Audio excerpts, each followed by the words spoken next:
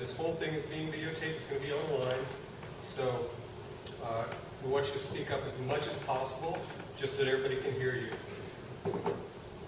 First of all, what is the ISA? If you've seen the videos online from previous meetings, the first couple of slides were sort of a refresher for people who may not have. The working mission statement we have right now is this.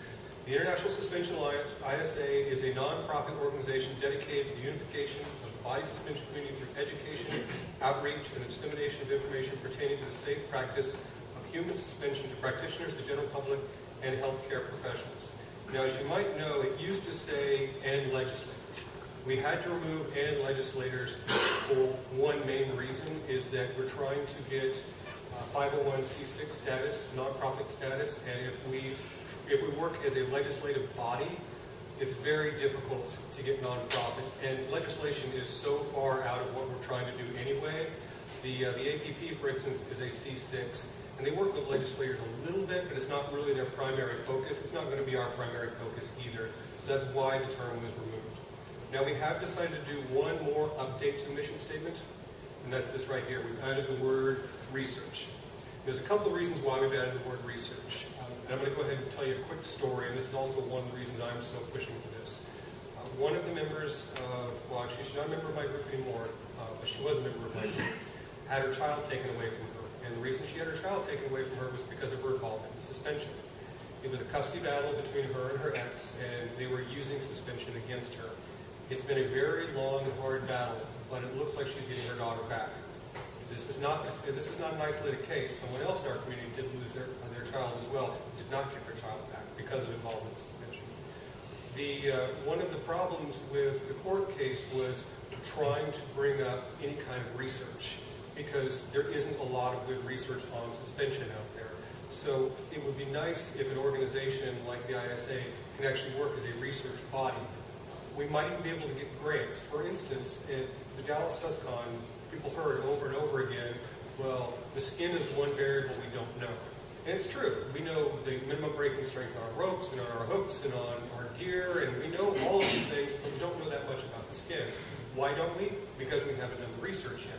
It'd be great if we had some kind of organization that could actually do the research and put a load cell, put a dynamometer on a hook that's connected to the skin and slowly pull and see as the skin starts to open up and actually get some factual data.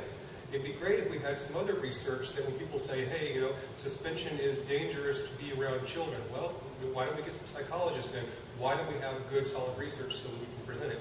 Plus, also, being a nonprofit, we might be able to get grants for research, which would be absolutely amazing. And this is why we've added the term research in here. Who is the ISA? Well, the problem is the ISA still does not yet exist. The ISA is still in the formation process, so the ISA really is no one. But hopefully it will be a group soon. Right now, what we have is a work group. There are 7 of us that have gotten together who have been working on putting the organization together.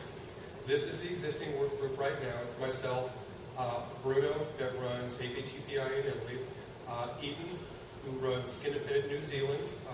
These two could not make it, unfortunately, because of the distance. Hova, who runs Wings of Desire in Norway. Mike Coons, you guys may have heard of this guy, I don't know. Misty Forsberg, who runs Hanging City, and Steve Joyner, that runs CORE. And should some of you be on this work group? Sure, probably. But we just had to get this done, and we got a group of 7 people together that were all kind of like-minded and just started pushing forward. Now, what exactly is the work group? It's a group. It's a governing group for a yet-to-be-created organization. Yes, the work group is probably going to be the very first board of directors. We have to have a board of directors. We have to vote them in somehow. Without membership, it's hard to vote them in. To get all our paperwork done, the work group is probably going to be the board of directors. Now, I'm going to tell you this right off the bat. What we're planning on doing is having staggered nominations. First year, 2 people will be replaced by election. Second year, another 2 people will be replaced by election. Third year, 3 people will be replaced by election. Then we'll do 2, 2, 3 every year, so we don't lose the entire board, but we're replacing it. Quite honestly, as soon as we have membership, I would like to step down.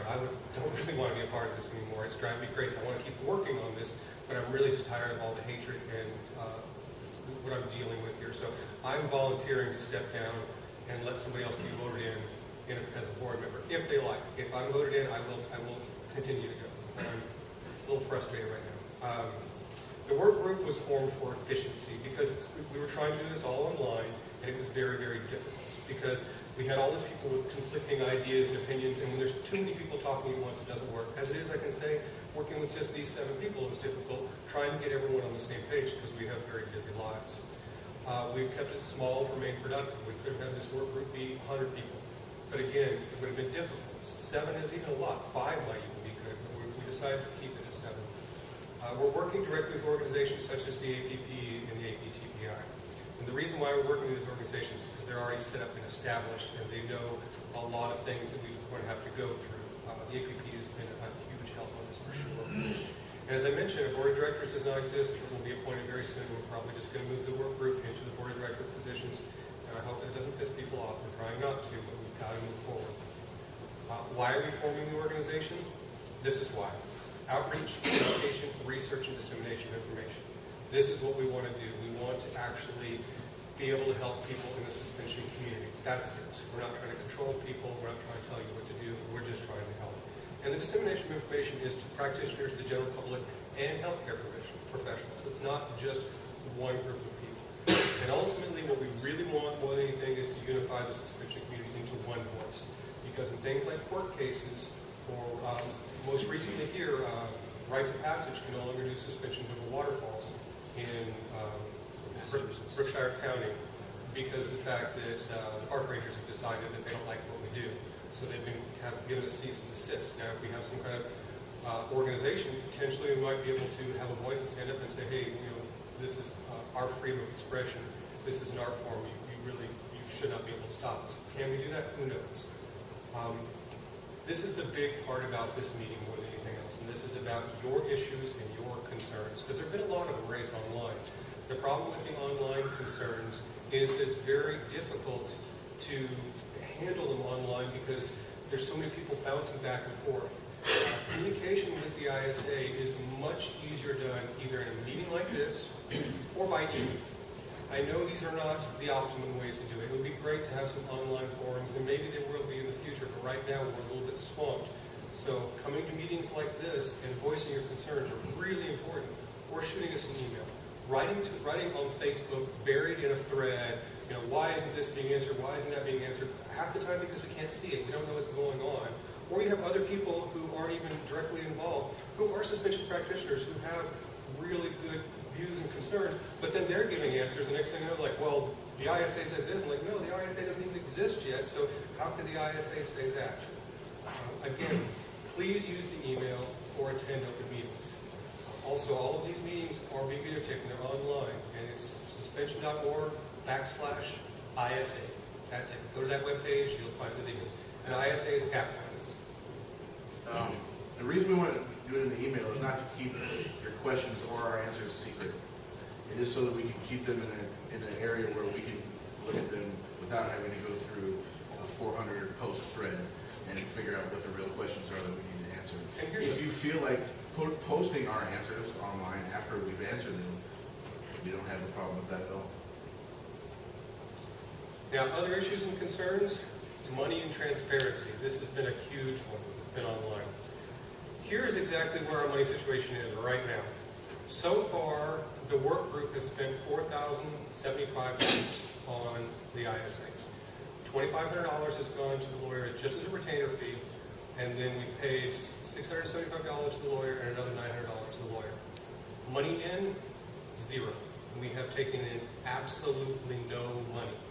And the reason why we've taken in no money, first of all, we've been trying to put together some sort of committee for fundraising, and people really haven't been stepping up that easily. People have mentioned they want to get involved, but nothing has really rolled on that. So we're planning on having some kind of crowdsourcing set up in the very near future so that we can have transparency. So you can see this person donated this person donated this, so there's no question where the money is coming from and also how much money we are getting. We have had some offers to give us money at this point. We've said, hey, hold on, let's set up some sort of crowdsourcing so people can see that you are the ones giving us the money, because we want people to know. No one has given us anything. Other issues and concerns? control over the community, right? The ISA has absolutely no interest in policing or controlling practitioners. And when we first had the very first time we got together, which was in Dallas, and it was not a public meeting, it was just team leaders to discuss whether or not we wanted to form the ISA. One of the things that we were talking about was setting up some minimum standards and, possibly trying to determine who was a good group and who wasn't. And it would be great if we could set up some minimum standards, but it's not about enforcement. It's not about telling you, you have to do this. We would like the ISA to be all-inclusive. We would really like everyone to be able to join. Now, we're shooting to be different than, like, for instance, the APP.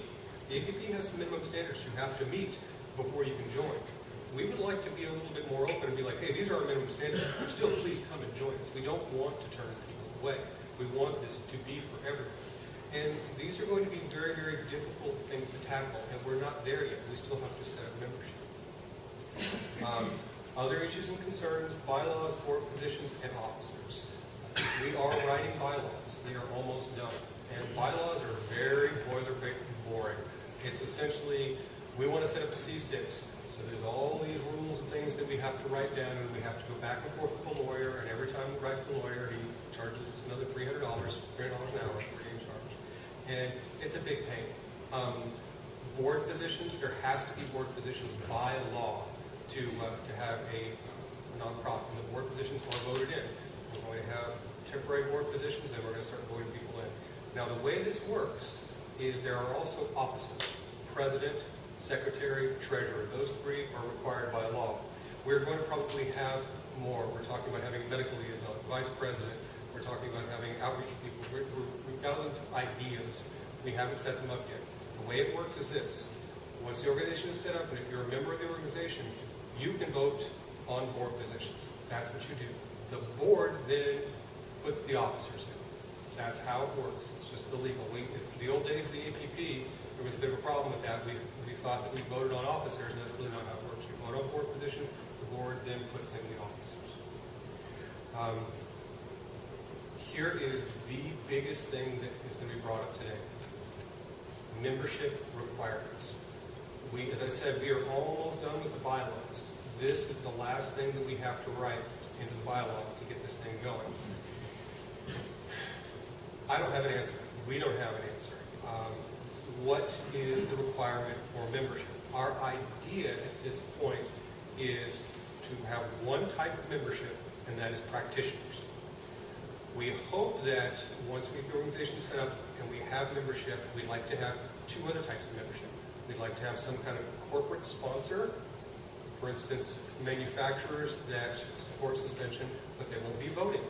And we'd like to have enthusiasts. Again, people who are involved in suspension who like to hang, who are not practitioners.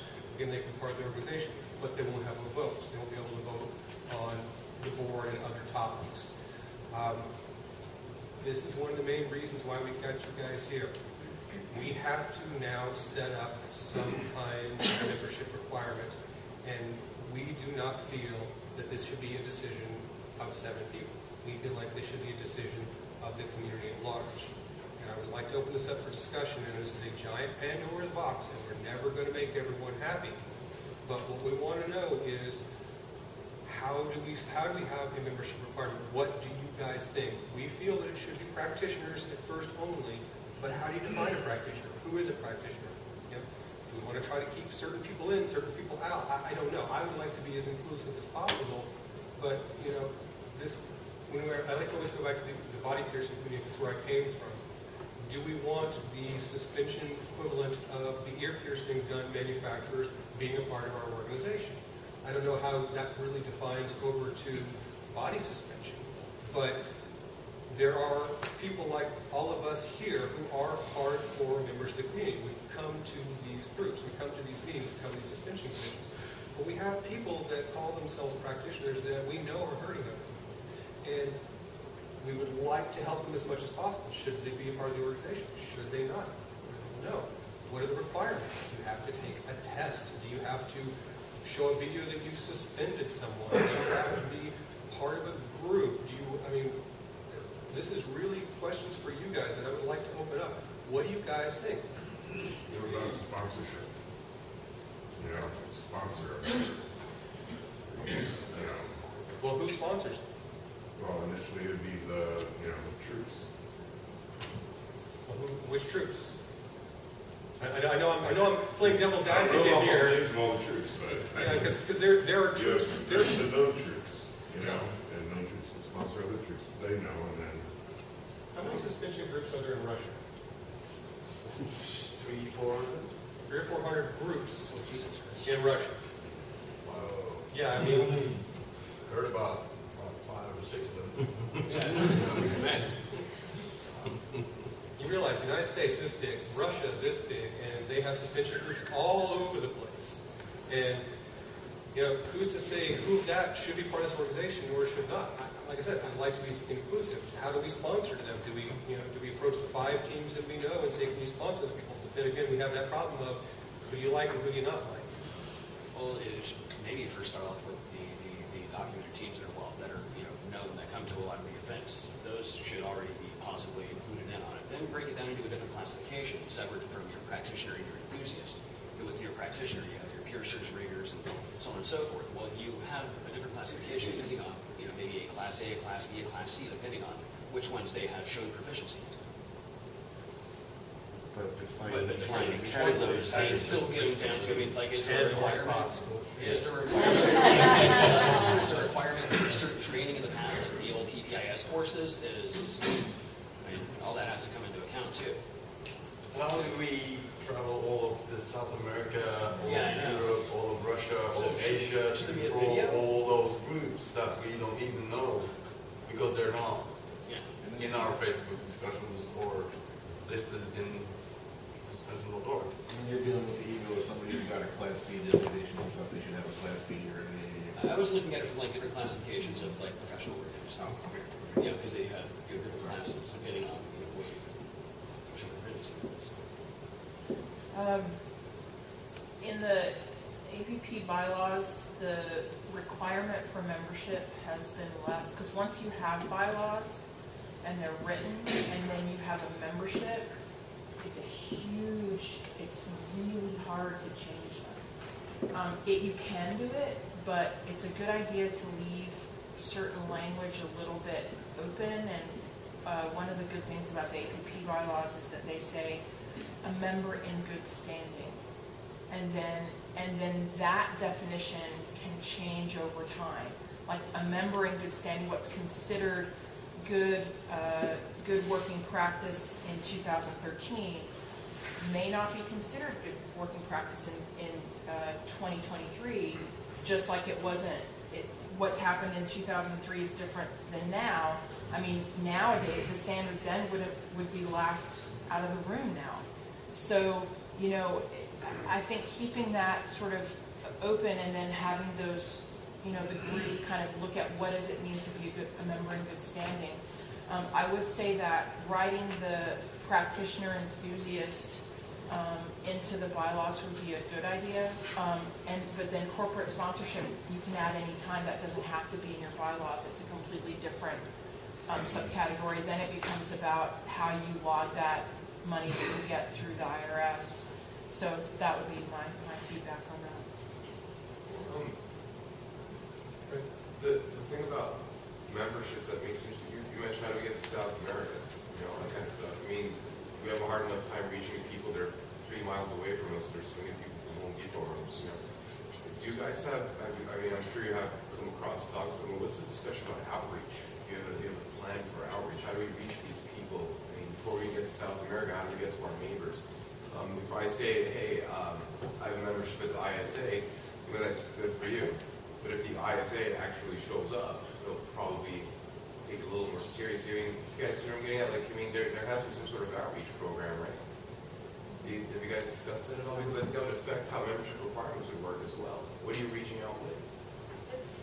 That's one of the committees we've talked about forming at some point. I mean, obviously we have to get things going before committees can be formed. There has to be a board, there has to be a membership to make committees out of that membership.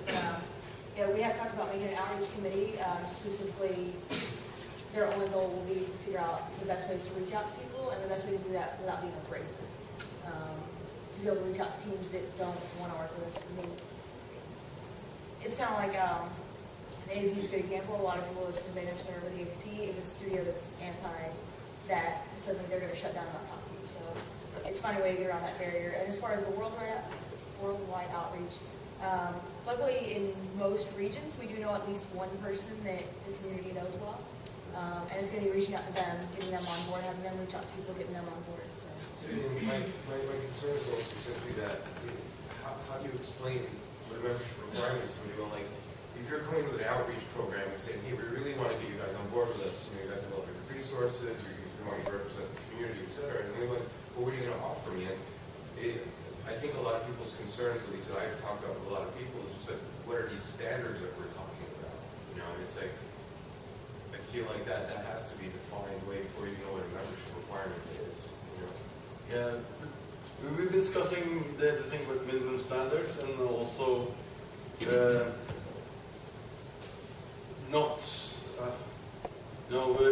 not making them like a requirement, but a recommendation. You know, and if your team works below the minimum standards, we will surely offer a pool of information. Maybe there's, you know, team leaders or practitioners that will be mentors and can help, you know, other teams evolve to meet the minimum standard and grow further. But not having, no, you're still using SnapLink, you can't be a member. You know, because that's not what we want, and it's also not possible to police everybody's the way of practice. And it's, none of us wants to really, you know, do that. It's not about it, it's about supplying helping people evolve into better practitioners, basically, and be a unified body that can stand up for each other if somebody gets in trouble. And yeah, bring it all, you know, up a level. I think one possibility might be, instead of a test, to join an application where we can ask what sort of products you use when you do a suspension. So I think it's going to be much easier to judge the products, and that way we can accept membership and still inform them, well, you know, our research has shown this product has been known to fail. Like, here are some other possibilities, while still accepting the membership. Potentially, yes. I want to kind of throw something else out here real quick. I keep using the APP as a prime example, mainly because they're a very well-established organization, and they're similar in a lot of ways. However, there are some pretty big differences. First of all, the piercing community is driven about profits. People own piercing shops, they perform body piercings because they're making money off of it. This is not the suspension community. Although we say industry, we're really a community. There are people who make money, but generally, suspension's not a money-making venture for most of us. So, whether or not someone is a APP member really affects their bottom line. People become part of the APP because they want to say, hey, I have shown a higher standard. We're an APP shop. You should come get pierced here. Well, the ISA, we're hoping, is going to be different in that, hey, just because you're part of the ISA should not be a big banner that you stick on your website. I'm a member of the ISA. Come get suspended with me. I really don't have any interest in that at all. I want people, this is me personally speaking, not as any support or any like head figure to me as a person. And that is that I just want the ISA to be kind of all-encompassing. I would love to see the greatest practitioners working with the very lowest practitioners, but working together and sharing knowledge, because I've been around for a long time, but I still learn the most from people who usually have the least amount of experience. When they do something and say, well, why didn't you do it that way? I don't know, I never thought about it that way, because a lot of us have sort of blindly walked into suspension and we're figuring out as we're going. We're such a fledgling community, we don't have a lot of information out there. So I would like to see this being more inclusive. And again, coming back to the APP, there are less than 250 members of the APP. This is an international organization. That is probably less than 0.1% of all the working piercers in the world, maybe even less than that. So that organization has been around for 20 years now? Getting close. 20 years now. Does that mean that formation of the APP has shut down all those non-APP shops? No, it didn't really. All the APP did was help to bring information and knowledge and standards to bring up the industry as a whole. I'm hoping that the ISA can do the same thing. We don't want to shut down suspension practitioners. We don't want to control them. Honestly, I don't think anybody in this room, even if suspension suddenly became illegal in your state, would it stop you?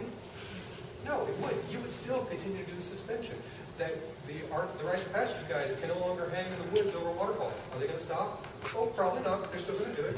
So this is not about control. This is not about enforcing some sort of regulation. If anything, it's just the opposite. It's about stopping negative regulation. When they try to make suspension illegal, what we'd like to do is step up and go, this is not what we want. What do you guys? I don't know, if this is going to be starting as an American-based nonprofit, how much should really be put on international?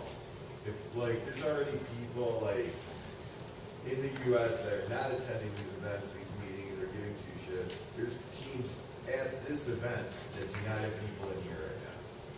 Should we be trying to start at home before we went abroad? You got 2 international members on the board.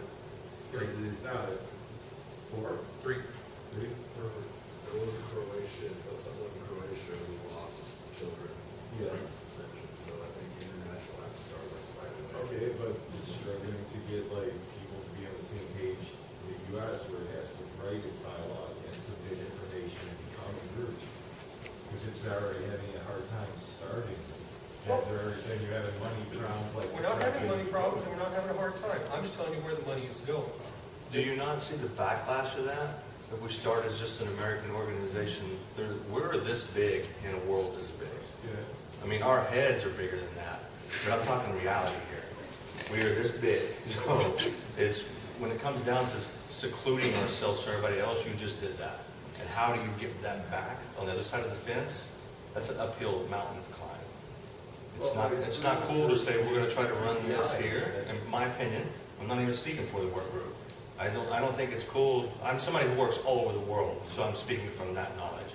That if we say we're going to start this here and then later on you guys come join us, there's already so much feeling like Americans are doing this, when that's, honestly, it's not true. There's a lot more people in America doing it in the early days, and to me, back to the word reality, that's kind of where it come from. There were people doing it through the world here, here, and here, and then over here, there's a lot of us doing it. So to me, it's not an arrogance thing. It was just, this is what is here. So why not try to include those people? And honestly, there's a lot of people outside of other countries that need more help because luckily, look at all of us. We do talk on Facebook. We do share information. We do already a lot of what we're trying to create. And to me, it's like, why not share that with the world and bring them in? But we have to take it at a step. We're not even crawling yet. We're trying to build a base. We're not trying to take off and run. We can crawl at the same rate and get us all crawling at the same rate and then start walking further. It has to be a slow process. This right here is dragging ass to me. It's like it should be going faster. But is it smart to drag ass? It is very smart. Why? Because I saw how APP created stuff, put things in the stone in the early days. And we didn't know to think about what she just pointed out, what's it going to be like 10 years from now. Not one of us in here can predict what it's going to be like 10 years from now. So we have to try to put milestones in the beginning. So why not bring it as a community, putting milestones in the beginning, instead of trying to segregate it out. And I understand what you're saying, the business side of, yes, there is the legality issue behind we're a nonprofit in this country and stuff like that. But to me, they're not huge. If you take it one step at a time and we have a lawyer that helps us pan it out, is that going to affect people in Croatia? Of course, because our rules are not the same as theirs. But we're not trying to create something that's going to create money. That's not what we're looking at. We're looking at how do we create stability and build a community and move forward. And standards, I think the word standard is good. To me, using even the word recommendations is too strong. To me, it should be really based. That we're all trying to work off of what? Every single person here wants to work off of stuff that is researched. Matt has an opinion about how something works. Does not mean that is the greatest opinion in the world. We can sit here and debate opinions, but if something's got scientific research that, guess what? Don't use this equipment because it breaks. We need to hold on to that as a standard. So to me, it's like, why can we not walk that path as a community on that level? And just ease into it. We have to ease into it, guys. I mean, Do you not all feel that this is delicate? Do you not all feel that we're all sitting here going, how, us as a work group are going to do, we're trying to represent the entire community, and we don't feel comfortable with that. But somebody has to build this and make it work, and there's a lot of knowledge and a lot of respect that goes around within the industry, and we don't know it all. We have a lawyer to help us. We do lean on organizations that have already had faults. You know, so we try to learn from the bad things, hold on to the good things. And you guys, we're part of you. This is not a segregation. We're sitting in one room here. And to me, it's like, so is the world. It's kind of, we're sat here, yeah, okay, Americans, and we think this way. We have, like, you know, a whole of us sitting in the room with us who thinks a little bit different, but is still a human being. But at the end of the day, it affects all of our people. It's a compliment. What I'm saying is, we're all going to say that those two gentlemen right there, those three come from different territories. Do we think the same? Yes. Do we think different? Yes. We come from different cultures. How do we put all that in a melting pot and expand the community and do better for the entire community? It takes one step at a time to do, and we're not even at walking phase. So to me, it's like, I don't think going to just starting in America, I think it's going to create bigger problems than us trying to walk it together. And on the business side, of course we have to start there. We have to, because what are we doing? And even to me, Texans think different than the rest of us. And what are we doing? We're working with Texans. You know? So we have to, but this comes, hey, this is what the lawyer's saying. What do you guys think? You know, and it comes to us. And we're coming from all different segments, and we talk to all of our people, and we share things, and okay, I got an opinion, and so we're trying to make the best decision possible. And it feels a little weird to be in shoes that we're not a board. We're not even there yet. We're a work group representing everybody, saying, hey, let's try to create something, and we're doing it delicately because we not only are you guys are our friends, our family. We respect you, and we believe in the exact same thing you do, and that's why this meeting's here. I want to actually address one more thing about what you said, Herbert. We have to set up a legal organization because we're going to start dealing with money, and we're going to have to start dealing with, for instance, lawsuits, lawyers, things like that. So we need to have a legal organization. Could a legal organization be in Norway? Sure. Could it be in Croatia? Sure. We just had to pick a spot. We picked the United States just because it was easier for us. Where in the United States? Well, it's a Texas corporation. Why is it a Texas corporation? Because I went door to door talking to lawyers. We had to pick a spot. We just picked Texas because I was doing the footwork. There's no real good reason why it has to be in one specific place. We just had to make a choice. And that's why it became a U.S. corporation. That's why it's before becoming a U.S. corporation and becoming a Texas corporation, because we had to make a decision. You know, honestly, if we chose off something like the longest running suscon, well, then it should be in Norway. Oslo has the longest running suscon in the world. Dallas technically had the first, but we only had a couple of years, then we stopped. So even though we have these big suspension conventions here in the United States, they're almost new in comparison to what's been going on in Europe already. So we're kind of behind the times, even though we think we're sort of ahead. It's just a difficult situation of where do we do it? Well, we're going to pick a spot. We're going to make it a U.S. corporation. We're going to make it in Texas, but we're going to try to make it international. And I highly recommend going to some of the other suspension conventions outside the United States because they're completely different animals. And when you see the huge suspension communities that are all over the world, it's pretty amazing. It's weird to think that we're not the biggest suspension community here in the U.S., but we're probably the best organized. And it's just because we've gotten together and actually shared more communication, where a lot of, like, for instance, in Russia, there are all these groups, but they don't really communicate. You know, they all have hate each other. What? They all hate each They all other. hate each other. And so they all have their own agendas and everything. And believe me, we've gone huge steps in coming together and getting everybody to work together. Because you got to think about 5 years ago, look around this room, you would not have worked with a lot of these people 5 years ago because, you know, whatever, they're dirty, or they drop people, or they do whatever. You know what? I was dirty.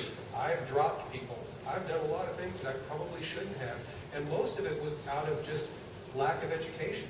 You know, I've learned a lot from you guys. And through organizations like this, I hope to keep learning, and I hope to keep sharing the information that I have. And I hope that we can get people to work better together, and we can all just improve as a community.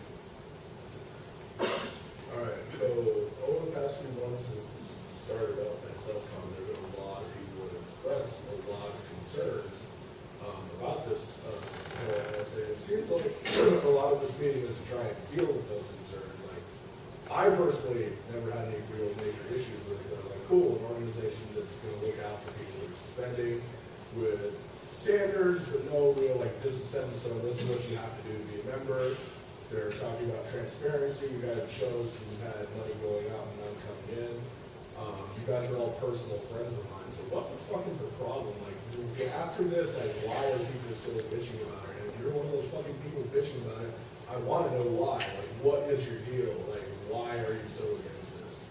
Is what I want to know. That's what I'm going to call you out for being one of those people. Like, after sitting here and listening to you talk, well, I was trying to help people with one hang for books and not have to worry about our kids being taken away or other bullshit like that.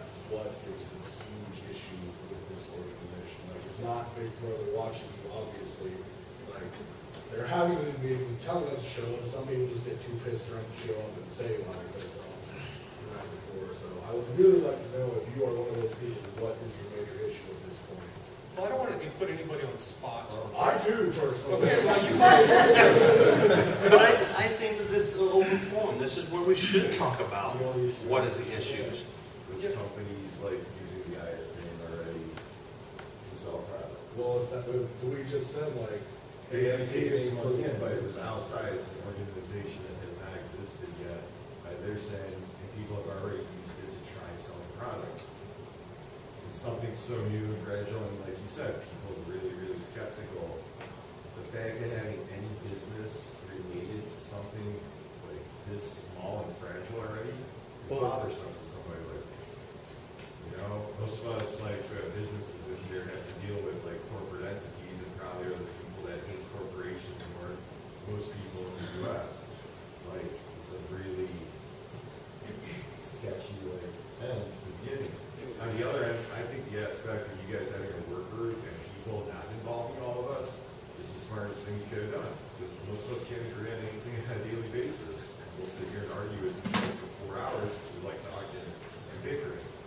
So you guys taking care of it, starting and doing it, that's, I think, one of the smartest things that could happen, actually make this happen and grow and become something great.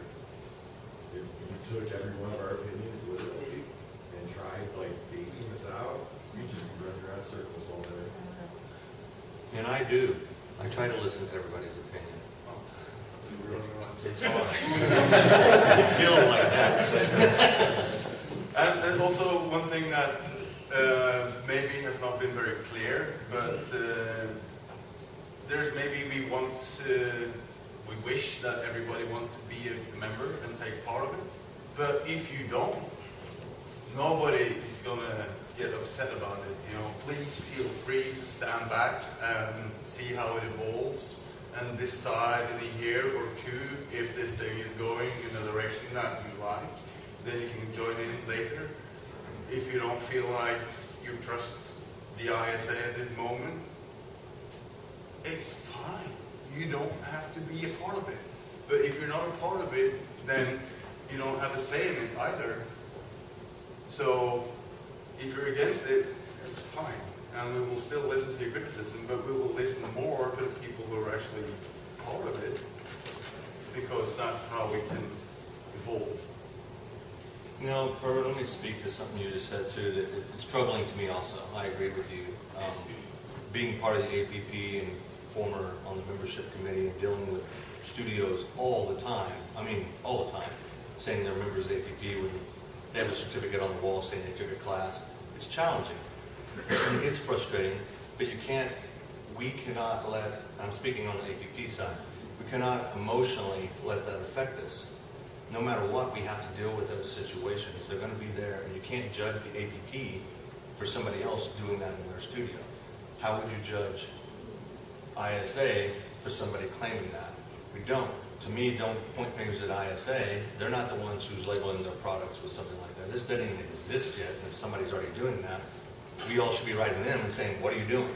It's ethically and morally wrong on their part, not on ISA's part. So to me, I hear what you're saying, and I agree with you, and it is frustrating as hell.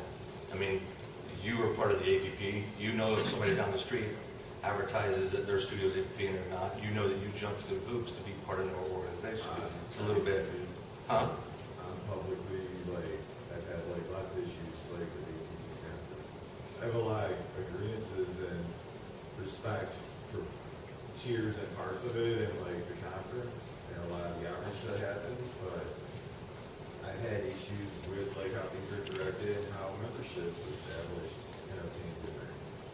And that's a personal thing. I think the levels in a lot of things regarding something like that are way too low.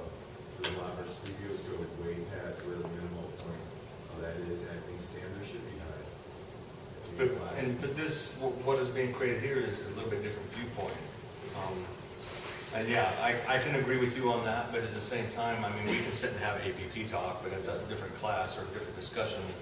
But to me, it's like, I look at this as, back to what Alan said earlier, this isn't about having a suspension team that makes money and the guy down the street is cutting your throat. It's not about that. You know, to there, you're working at a certain standard and you're trying to make money and the guy next door doesn't. It's a different ballgame than this. To this is about community and about research and trying to educate. But at the same time, how do you turn a guy away in Brazil who doesn't know how to do anything because he's never been educated? You don't. You educate. And then it's up to that guy if he's going to use those standards or not, of course. But to me, it's when you're talking about corporations using something to advertise, that's flame that corporation, write them and ask them why they're doing that when something didn't even exist. You know, it's not. I don't think that really has anything to do with this being formed. You can't control an individual. You know, I can't control if you're going to go get drunk and be an asshole tonight. You know, and it's kind of the same equivalent. You know, you're an adult, so they're a company. They're going to do what they want to do. I can't control what they're going to do, but we can control here that we don't say, oh yeah, okay, you're this, just use whatever. No, there has to be some kind of standard on that. So. And maybe the ISA needs something specifically saying we do not endorse any particular. And it's been said online, and the other thing is the ISA still doesn't exist, so the ISA can't take a stance on anything because there is no ISA.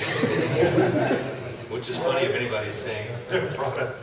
I think a good requirement to start would be supporters of you. I mean, I'm new to the community, but I have trust in you guys. I've heard about you guys as legends. I mean, it's great that I could be following. But and then if as a group, because you guys need something to get the ball rolling. But as a group, if you guys decide something has to be a requirement, the people that are already members are grandfathered in. If there's a time limit in which they have to fulfill the requirement to be a member, that could be something to start. But you just need something to go. Here's the thing, the ball is rolling, but we are pulling it back. And the reason why is so, like, we could have already made all these decisions a month ago. But would you really want us to set up an organization and set membership requirements without coming in and having an open meeting like this? No, of course not. So, thank you for that trust. This is why we're moving slowly, because we're wanting your input as we go. So don't get frustrated because we're not moving fast, because we're doing it for the good of everyone. Believe me, I would rather go home and relax and put my feet up every day and not work on this stuff. But I'm doing this because it's good for all of us. And that's why we support you. Let's get back on track a little bit. If we're going to actually have minimum safety recommendations, requirements, standards, whatever terminology you want to use, let's start laying those down. Let's start agreeing on those.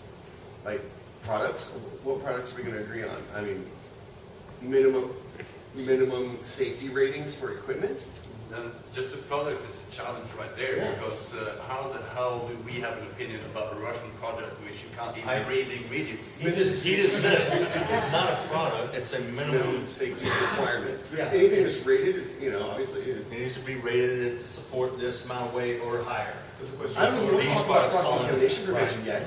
I don't want to talk about that yet. The thing is, a lot of these things we've already been over and discussed as a community, just not in a professional way.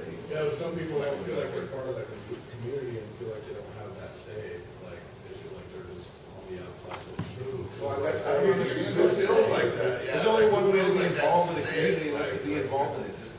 Yeah, no, I'm not arguing with you guys. I mean, You should be arguing. Just like the APP. you know, I wasn't a member for a long time. I've been at Pearson for 20 years. I've only been a member of the APP for 3. You can't change something from outside of something. Your voice is not going to be heard unless you're in the room. All I'm saying is you're gonna have dissenters no matter what you do. That's So for just need sure. to do and do the best job you can. All right, I have something to that. I'm ETCP certified as a rigger. That's the same thing. They've got a group of people that got together and said, hey, we've got some rules to follow. It was my choice to take the test, paid $800. You gotta pay $500 for each test. I've got 2 of them. The rig starts even more. Every 5 years. So it's just another group, a level of standards. There's a bunch of people that don't want to be in it. Because they know that once they take the test and they become certified and they wear the patch, that patch is a target. I'm responsible for everybody here. My insurance covers anything that happens in that room. So if anything bad comes down, it comes to me. And it comes to me, because it's his event. But when it comes down to who's most experienced and who's certified and who's belonging to a group, that would point to me.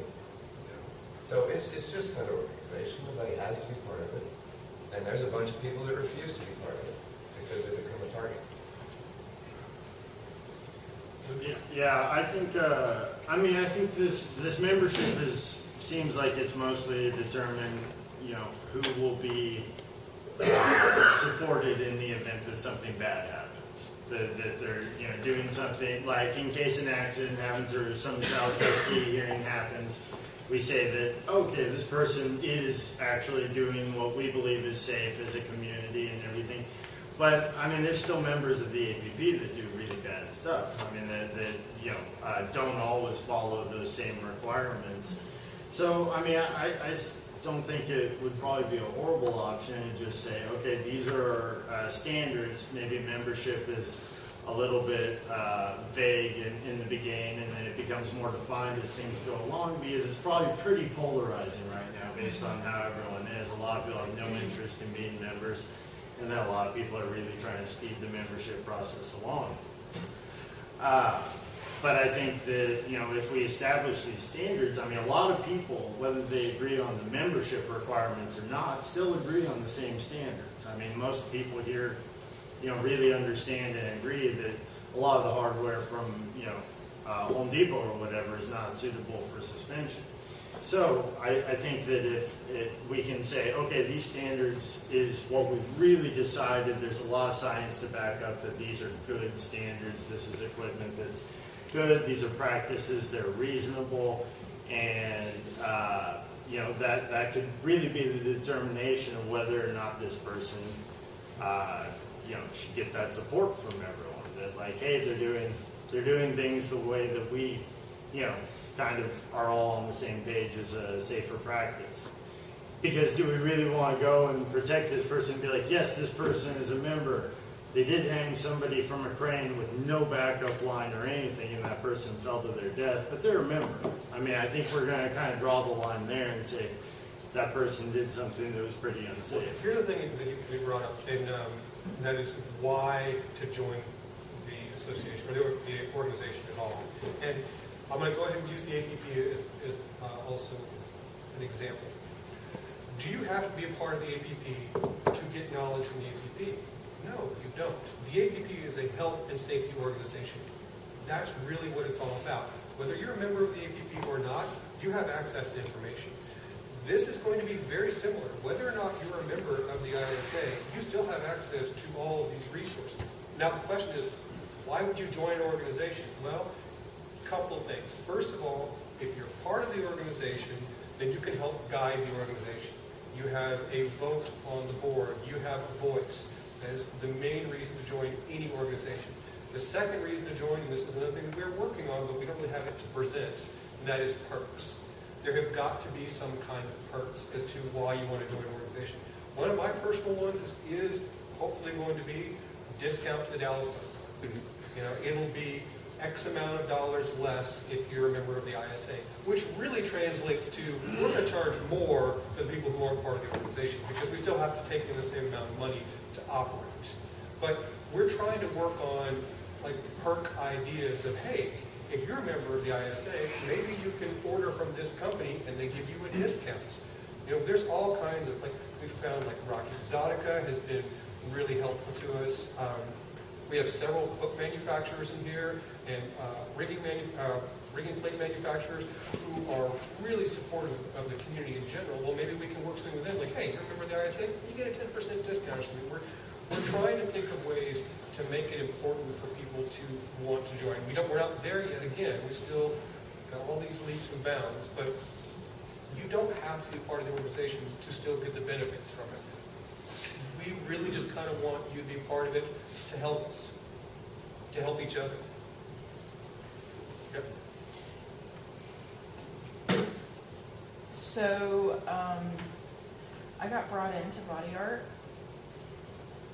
with the belief that part of being good at anything, part of being part of a community, and what you say about yourself as a professional, as somebody that has pride in what they do, is that you join the fucking organization that's part of your, whether it's APT as a tattooer or APP as a piercer, and that speaks to you. And that's awesome if you guys can organize all those perks, but I would very much encourage anyone that's intending to become a member of this organization to do it because it speaks of your own integrity and your willingness to become part of the community and participate in forward motion for it, because it speaks to who you are and the integrity of your character.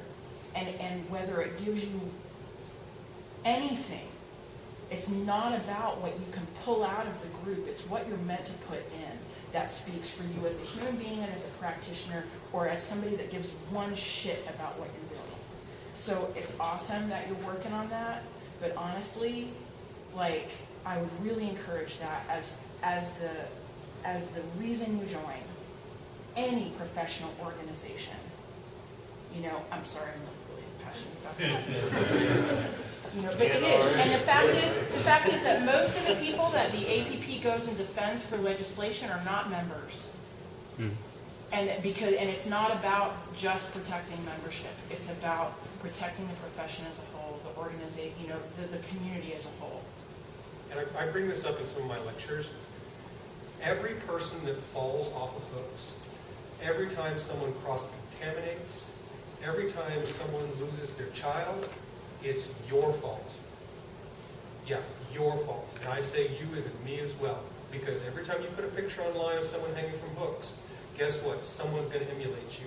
And if they emulate you in a negative way, it is your fault because you need to carry that. If you want to do suspensions and not affect the world, fine. Do them in your backyard, never take a picture, never get on the internet, never talk about it. That's not us. We as a community, we love what we do. We do it because we're passionate about it. We do it because we're trying to impact people's lives positively. We're not doing it to keep it secret. We're doing it to give to the world. But there is a responsibility with that. When you give to the world, you are responsible for what you do. You can't produce a child and then say, have your life, go for it. No, you have to care and nurture that child. And that's what suspension is. It's our child. We have to nurture it. We have to care for it because we can lose this. We can hurt people. If any person in here has children, guess what? You might lose your child tomorrow because you're involved in suspension. If you hang somebody who has a child, you might be responsible for them losing their child. You might be responsible for one of your best friends falling off of a crane and ending up in the hospital. Is it because you were negligent? Probably not. It's because something went wrong, because the education wasn't there, because the safety wasn't there, because you screwed up that day. Whatever the reason, you're responsible. And we need to act like adults and fight with each other and get together and get on the same page and make this happen. Sorry. A couple of things, and I kind of, this is kind of how I'm seeing the ISA, is we've always looked to suspension.org. We're looking for resources, for information, for finding things. I think this is good. I'm hoping, in my head, I'm hoping this is the kind of progression from the suspension.org just being kind of there's a collective information to here is a library with people all around the world contributing, pictures of failed gear, things like that, you know, documenting things that we've been doing. As far as like the membership, potentially having the people that are petitioning to join, writing an essay why suspension? Why it's important to them, and they agree to minimum standards always, and make the minimum standards very general and very easy to follow. As Dana was saying, I agree to use rated rigging gear. You know, I agree to practice aseptic technique, and you know, I agree to you know, take the care of the person we're suspending, but just very, almost like some bedside manner type thing, but just very general. Where again, the Russians, though they don't, you know, they can't get pure cleanse or Technicare, these things, but we're not writing standards. Oh, well, you have to be a member, you have to use this. But to be a member, you need to use generally accepted gear and things like that. So keeping it more general, so it will convert as we different countries, different teams, and 10 years from now, you know, we're still going to be saying we're going to use rated rigging. I can't see anything's going to change in the next 10 years where we say, yeah, you know, rated rigging gear, it's overrated. But there you go. Yeah, that's an excellent minimum standard, just right there. I mean, like wearing clean gloves, kind of a minimum standard. I mean, everyone can get on the same page. You know, simple things like using clean new needles. I believe we can all get on the page about that. Now, should we wear sterile gloves? Should we wear full PPE? You know, there are really good things to debate there, but there's very simple minimum standards. You know, cleaning blood up. I mean, little bitty things that we can do. But again, cart in front of the horse. First thing we need to do is determine what is a practitioner and how does a practitioner fit into the organization, because it's really easy to think you're a practitioner because you hung books. I know people that I've suspended who hung once and now they're a part of my group and everything, and I'm all like, okay, you're an enthusiast. You may have actually held something. You may have worked as a clean person. Are you a practitioner? I don't think you're a practitioner. Personally, for me, for someone to be a practitioner, they should be able to start a suspension from the beginning, facilitate all the way through the end. At that point, in my opinion, whether they're good or bad, they're a practitioner. Holding a piece of sterile gauze like this, are you a practitioner? Maybe for your group you are. I don't know. And again, this is me personally and only my opinion, and I don't think this should base on Alan Faulkner's opinion. I think it should be the community's consensus. Slightly different topic, but Steve, you touched on this in Dallas, like keeping ritual out of this whole thing, because rules change. Because in ritual, sometimes it doesn't need to be gloves or needles or other things that you can use hemp and log. Yeah. Is that still the idea? Is that on the table? Is something to be discussed? It's not really down on the table, something to be discussed. We're just talking about standards. If you're going to do a ritual, you're probably going to go in your backyard or some cave or in the woods, and nobody's going to even know what you're doing. I mean, the reason I'm touching on it is I've been discussing this with a few other people, is like, if we're doing something we consider a ritual, right, and somebody drops and breaks their neck, does the ISA get involved? Does the name even come up? You know, like what happens then? That's a good question. I think one thing that we talked about was the new approach that the APP has taken towards things outside of piercing, which is what happened in my state. I was doing the scarification. They stepped in and said, this is not a part of who we are or our community, but as professionals, we support this person, and they were there for us anyway. We weren't members, we don't have any members in our state, we were outside of their community. And the same thing with ritual, we can say this isn't a part of who the ISE is, but we respect what they're doing, and we support them, and still be there for those practitioners in the same way, without trying to govern what is or is not a ritual. Yeah. And we can openly say we support and respect that community, and it is a part of who we are. Seems like we keep on getting off topic because the topic's membership requirements. We're talking about, just do professional certification. They're not having certifications. It's like with backmasters, same thing, insurance and all that stuff. But it's not even that. And we're talking about standards, and standards is that really part of a membership requirement. I mean, you have a lot of different organizations out there like the NRA or APP or whatever. They need a tiered membership, fee. Corporates, higher entry level practitioners or troops have, a tier level. Enthusiasts have a lower level because obviously you're nonprofit, so you're going to generate, revenue somehow, and be able to pay your executive officers, you know, if they're in that position, because that's usually how nonprofits work.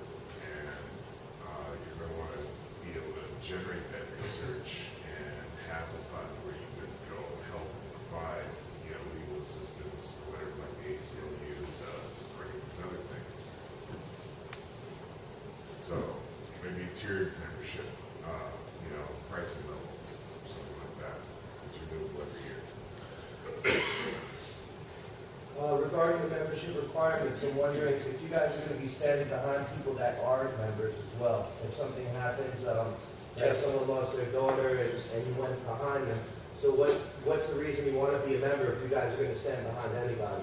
That's one question. And number two is, I think you should model that after unions, like this gentleman just said. I mean, obviously there has to be dues. You guys have to have money in order to work and pay lawyers and do what you have to do. Not everyone's going to agree with every little decision you make or every little guideline.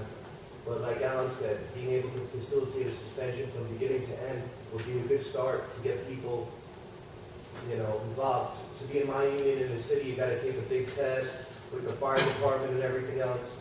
This guy said with the rigging, same thing. You know what I mean? So maybe at a SUSCON or an event, you can watch somebody do a facilitation from the beginning to end, and they can pay their yearly due, and you could be on your way with starting a company. I mean, I don't think you're going to be able to, you know, if you keep having these meetings with everybody with opinions and stuff, it's just going to get so micromanaged with everybody trying to figure out what's perfect, what's not, have the minimal gear that you should be using, and keep it moving. Here's the thing with that. The reason why we keep having these meetings is because people have not had the chance to come and speak. This really is sort of our final big open meeting. Our next meeting will be at the Dallas SUSCON, and we're hoping by the Dallas SUSCON to have the ISA in place, like all the legal paperwork done, so we can move forward. That is our goal. The one nice thing now is that we live in a society of internet and video cameras and cell phones. There really is no reason why you can't hold a cell phone camera and start from beginning to end and be like, look, this person facilitated a suspension. Send, Facebook, YouTube, there we go, we can see it. You know, whether or not they do a good job, like, okay, this person is actually hanging people, you know, they should be part of the organization. Right. And again, back to your point of why should you join, I just feel like because you should do it as a responsibility. Because I don't think that people in suspension are doing it because they don't want to be involved. No, people are doing suspension because they want to be involved. They want to be in a community, they want to be part of a group, they want to help people. It's kind of a natural progression to be part of an organization as well. But again, if you don't want to be a part, that's fine. You don't have to be a part. We're here to say, please be a part. Now, as for making a decision on membership requirements, we're going to have to come to a decision. And this is why we're having this meeting, is to get people's input. After this meeting, we're going to have to sit down. We're going to have to talk to other organizations. We're going to still be open for your input via email. We have got to just move forward on this. And you're going to have to give us at least a moderate amount of trust to say, hey, I'm going to kind of trust these people. And we will still listen. It's not like when we turn off the video camera, we're going in there that this is done. It's not done. Feel free to talk to us. Feel free to email. Feel free to, you know, pick up the phone and give us a call. A lot of you know us personally. So this is not the end of this discussion. It's just, this is the only amount of time we have. You know, Larry, also, and this is, I feel like it's kind of a touchy subject, and maybe it's just me. Wanting to be a member, I'm right now currently on the board of directors, AVP. I chair the legislation committee. I fight strong, in my opinion, as a person and as a piercer for my industry on the piercing side. The AVP had me go out and work, and the practitioners of Arkansas brought me in to work with them, as she mentioned earlier. There's no members in Arkansas. But if we weren't there, part of them, to help them, their regulations wouldn't be where they are right now. And that's industry making money. So to me, we're not trying to push legislation at all. I think it's stupid. It's way too early for us to be doing that. But you know what? Is that coming down? Those of you who are in Dallas heard my story about Missouri. Yes, legislators are already stepping to our doors. So we need to be able to have a voice to say, look, there's research already put out here to say this is legitimized, which who wants to be legitimized? Those of you in your backyard don't care, probably. You're going to do whatever you want to do. Those of us on stage definitely care. There's going to be that middle ground. Where is that middle ground? How do we speak up a voice and say, represent ourselves to say, we should be able to do this artistically, ritually, whatever, we should be able to do what we want to do. To me, if they come down to, I'm going to make up a hypothetical situation. What if all of a sudden, let's look at Minnesota had things illegal, and people in Minnesota want to do suspensions and they can't, and they want to they reach out to the ISA and say, we need opinions and help. We can provide them with research so they can help fight to flip that law so they can do suspensions. That's one thing that might be able to work. I'm not saying we should be stepping forward to do legislation at all, but I definitely think in the future, we're going to need a voice. And it's already been proven. In the piercing industry, it's everywhere. I am currently, I say me, there's a team of us in an organization working with 11 states in one country right now. And we got probably 2 or 3 more coming down. That's the piercing industry. This community is new, and there is an industry part, but it is really, really weak. It's not, most of us here are not trying to make money, and this organization is not created around to try to help people make money. This organization is coming together to try to have a voice in a community and make everything safer and give research there and to bring everybody in from around the world to try to have that minimum standard. I think what Dana said was right on track. These are the things that work. Let's don't kill anybody. Let's work at this level. You know, all of us, a lot of us have been affected in this community. We've all been affected. If you've been in it, the people have been seriously hurt.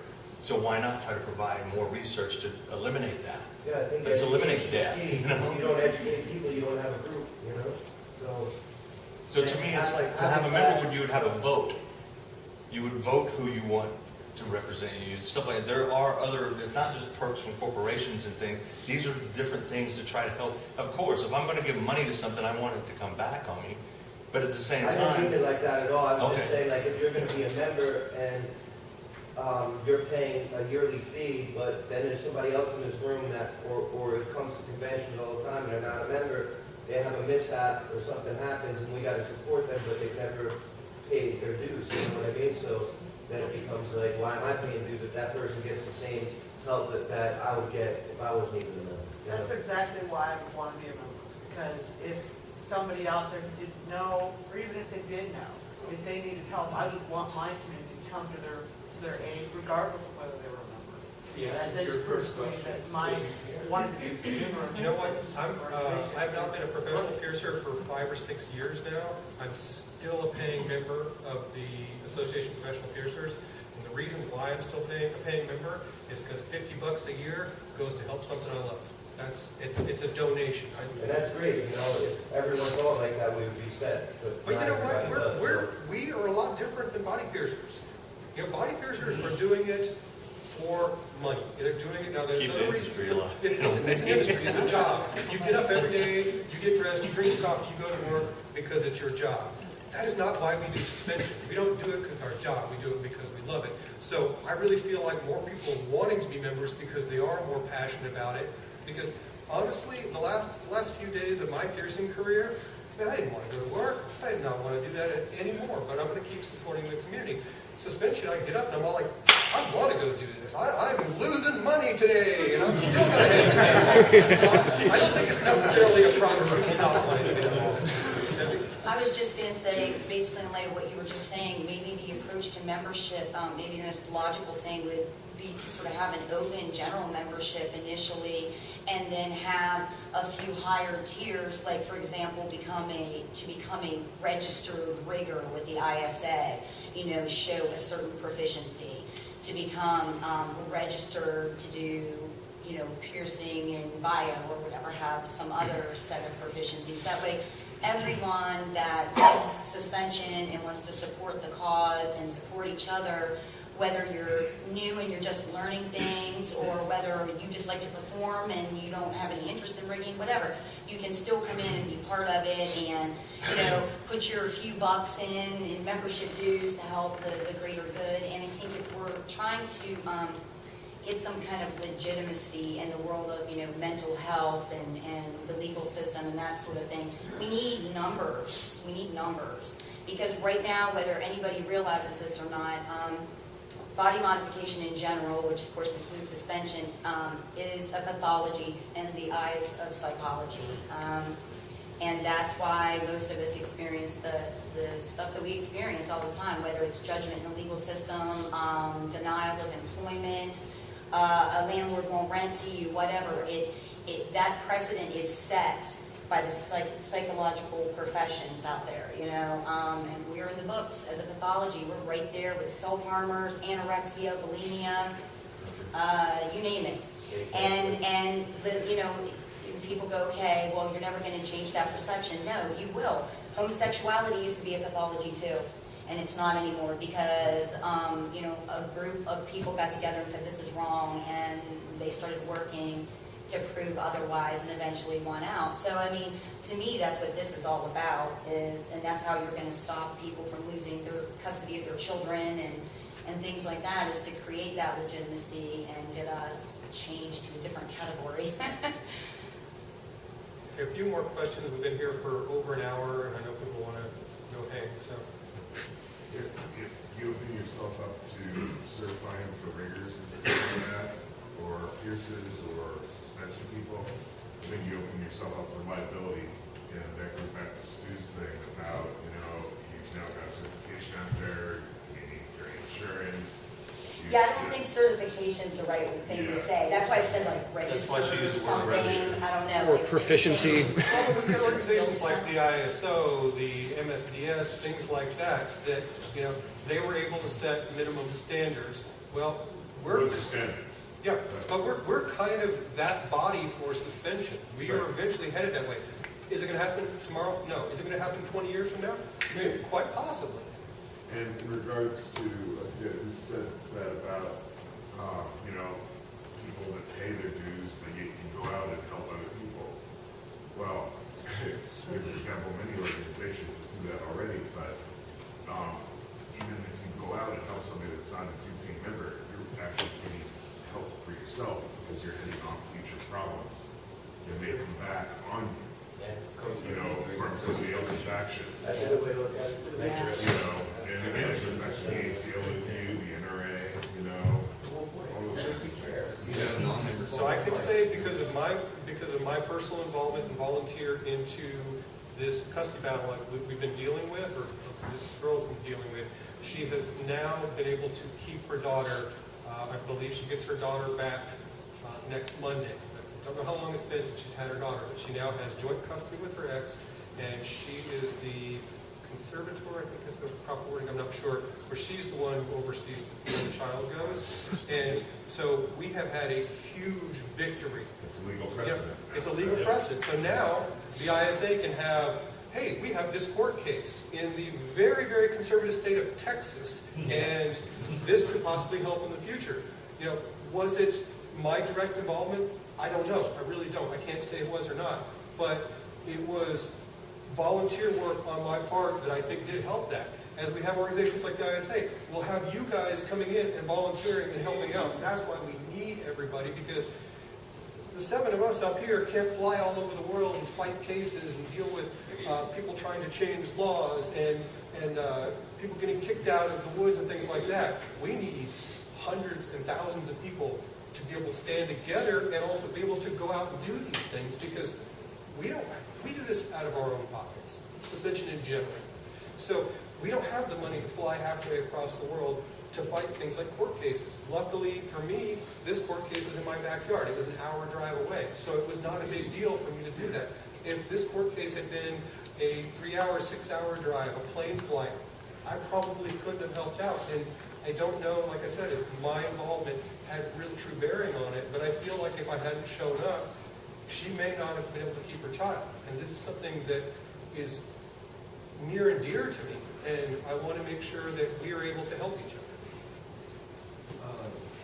Regarding that court case, so she got her daughter back, that's amazing. I remember you saying something that she had to stop her involvement with suspension. Yes, she is no longer part of our group. So she still doesn't, even though she got her.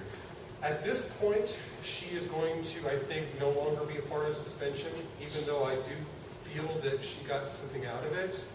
For the good of her daughter, and because of the justice system, she is no longer going to be involved in suspension, and in some ways, that's a loss for us, too. Yeah. Well, guys, in case there's like any more burning desire to talk, I think we've probably hashed out a lot of the stuff.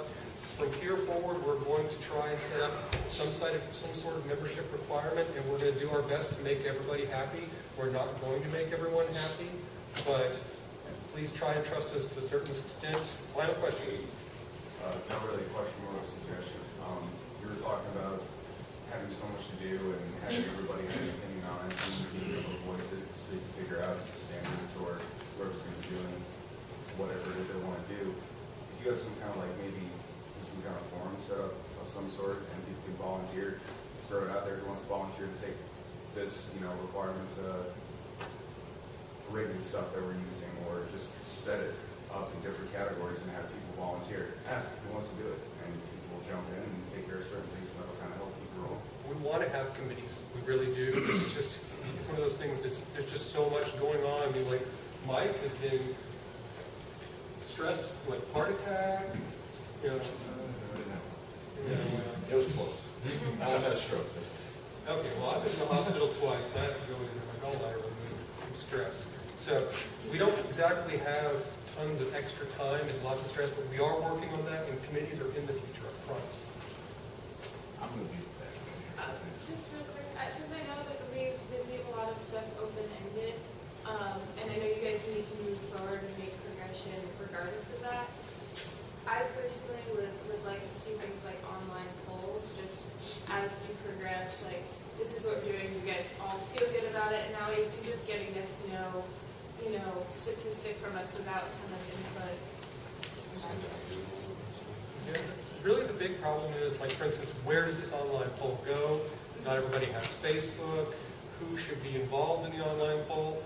Really, more than anything, what's going to happen from here is not going to be polling, but more of, this is sort of our decision and we're moving forward, and we're going to keep trying to release information. And then if you want to speak up and be like, hey, I don't like that, please feel free to speak up. But constantly getting everyone's, okay, now we're going to use this word instead of this word, we're going to make a poll, what do you think? It slows us down. So really, we're just going to release information, and you guys are welcome to speak up, but we're just going to have to keep moving forward. But as the organization does move forward and you become members, you can have a voice. And believe me, when you guys want to serve on a board position, no, because I don't want to do this anymore. Yep. Be the back second. If you're in this room and you have a dissenting opinion, a negative opinion of what we're doing, of this whole thing in general, and you don't speak up right now, but next week you're bashing us online, I'd be very wary of how you're going to look in the community at that point. This is the time to speak up. We came here today prepared to answer any and all questions. So please, if you have one, this is the time right now. You said there's an attorney assisting you in assembling the organization together. What is his name? Where is he licensed, and what's his experience? His name is Larry Newman. He is licensed in the state of Texas. His main form of practice is nonprofit organization, organizing or setting up of nonprofits. I do not know how long he's been in business. He came as a referral from multiple lawyers, and I met with him personally, generally just liked him, and told him exactly what we did, and he was a good old Texas boy, and was like, that's interesting. No negative things. But I talked to the lawyers, and they're like, yeah, I don't know. Yeah. Whenever he went to the lawyer, then he kicked it to us, to the group, and said, this is what he's saying, and we actually came back with, hey, we don't like this, or this needs to be more clear, things like that. Speaking for the entire community I can't tell you exact specific, but there were 2 or 3 topics that we like the language to be changed on this, or something like that, and it happened. I mean, I'm not a piercer, and I wouldn't consider myself a suspension practitioner to that degree. But suspension point in my life is with the history of National Chainsaw and what it's done to me on a personal level. Like, I've been a supporter of a lot of things, and I remember asking a question about setting up something like this maybe a year and a half ago on a forum, or you would actually repost it somewhere else. And I'm glad to have seen it that conversation grew to something like this. To know that there's somebody. My day job, I work in a law firm, so to know that there is somebody that's living down there. If I'm in, down to see my lawyer that works in the office down in Texas where we work, know at least on that end what can be done, what can make sure it happens, right? And this is something that we need, is we keep putting the word out, hey, we need help with this, we need help with this, and we hear crickets. It's like, honestly, like when we were trying to find a lawyer, I was posting online about it, and I was getting barely any response. Like for instance, right now we have to have a treasurer to set up the organization. Now, none of us that are in the work group really are qualified to be the treasurer. And so when we talk to the APP, like we need to find somebody who has an accounting background. So then we sort of put the word out on that. And the problem is it's a volunteer position. You're not getting paid to do it. And we've had a couple of people interested. Stephanie's definitely been interested in it. And we're trying to move forward there. And we would really like to have board positions, outside of the work group. Because you can't have the work group be officer positions outside of the work group. You can't have the work group, the board and the officers can be the same people, but we kind of would like to mix it up a bit. We'd like more international people. We're working on the whole president, vice president, things like that. I was really pushing for an international president, vice president. I wanted Hoba to be president, and he's like, no, I'm too busy. No. But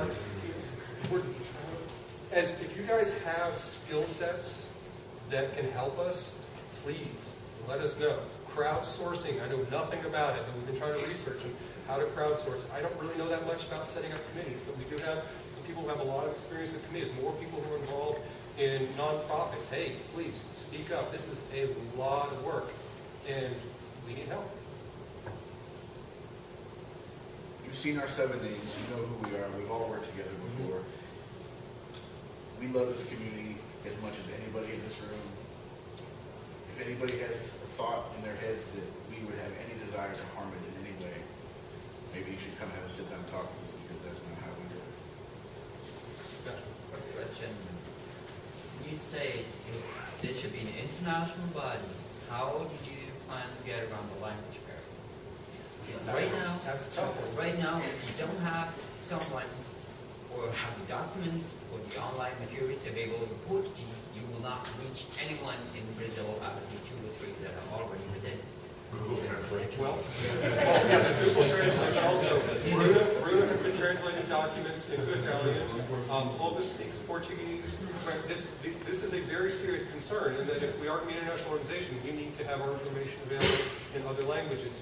Now, one of the main reasons we're doing it in English is the fact that English is the most common language. Well, I don't know. In our part of the world. In our part of the world. In Europe and North America, it is probably the most common language. I would like to see, for instance, Spanish, because I can't speak Spanish. He speaks Portuguese. None of us speak Spanish. Spanish is really important because most of the Americas speak Spanish. So, we need fluent Spanish speakers. I'm looking back there. You can't hide. Ed would be an excellent resource. He's been very involved in the APP and other organizations. So, yeah, if you're a foreign language speaker, we need your help.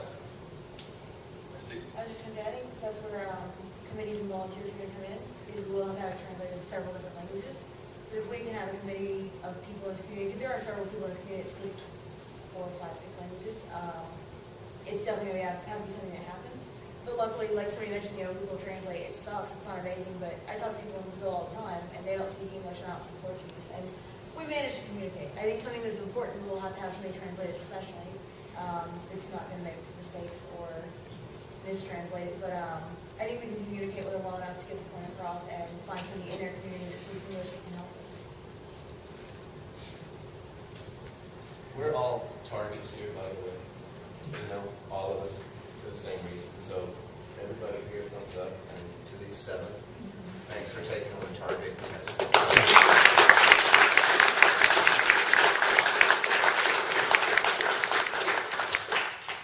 I need more coffee. I really want to thank everybody who got up and came out, especially all you people that went out and got wasted last night and still made it out here. A lot of respect for every person who's in this room. Thank you very much for coming out. Thank you.